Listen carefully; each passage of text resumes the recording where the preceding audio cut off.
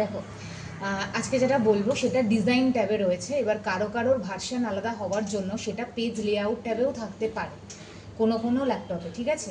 যেহেতু ভার্সনটা আলাদা সেই জন্য ডিজাইন ট্যাবে যদি যদি না পাও তাহলে পেজ লেআউট ট্যাবে পাবে। কি কি অপশান? সেটা হচ্ছে ওয়াটারমার্ক, পেজ কালার আর পেজ বর্ডার, ঠিক আছে? তো আমরা ফার্স্টে হচ্ছে আগে পেজ কালারটা করে নিই। পেজ কালার অপশানে যাওয়ার পর এখান থেকে তুমি যে কোনো কালার চুজ করতে পারো। যে কালারটাকে চুজ করবে পেজের মধ্যে সেই কালারটাই আসবে।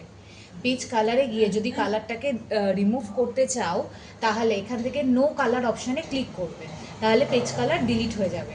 আবার পেজ কালার যেতে গেলে ডিজাইন ট্যাবে গিয়ে পেজ কালার।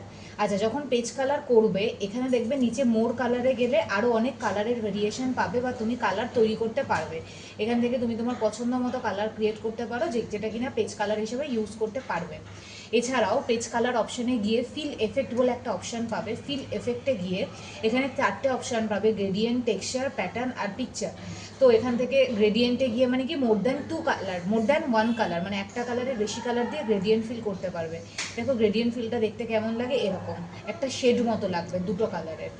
তো সেটা কোথা থেকে বললাম? পেজ কালার, ফিল এফেক্ট, গ্রেডিয়েন্টের পরে পাশের অপশন পাবে টেক্সচার। টেক্সচার করলে এখানে প্রচুর ধরনের টেক্সচার রয়েছে, যেটা পছন্দ হবে সিলেক্ট করবে, করে ওকে করবে, পেজটা এরকম টেক্সচার আসবে। নেক্সট হচ্ছে আবার ফিল এফেক্টে গিয়ে প্যাটার্নও তাই, এখানে প্রচুর ধরনের প্যাটার্নের স্টাইল আছে, যেটাকে চুজ করবে প্যাটার্নটা মানে পেজের প্যাটার্নটা সেই কালারের হবে। আর যদি পিকচার্স করো, হ্যাঁ হ্যাঁ পিকচার্স যদি করো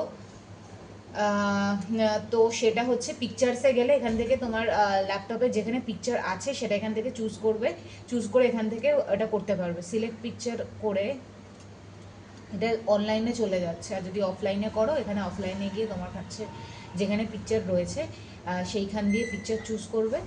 ধরো এই পিকচারটাকে নিলাম, নিয়ে ওকে করলাম, এটার ব্যাকগ্রাউন্ডে এই পিকচারটা হয়ে যাবে, ঠিক আছে? আর প্রত্যেকটাই রিমুভ করতে গেলে পেজ কালারে গিয়ে নো কালার করলে এটা রিমুভ হয়ে যাবে।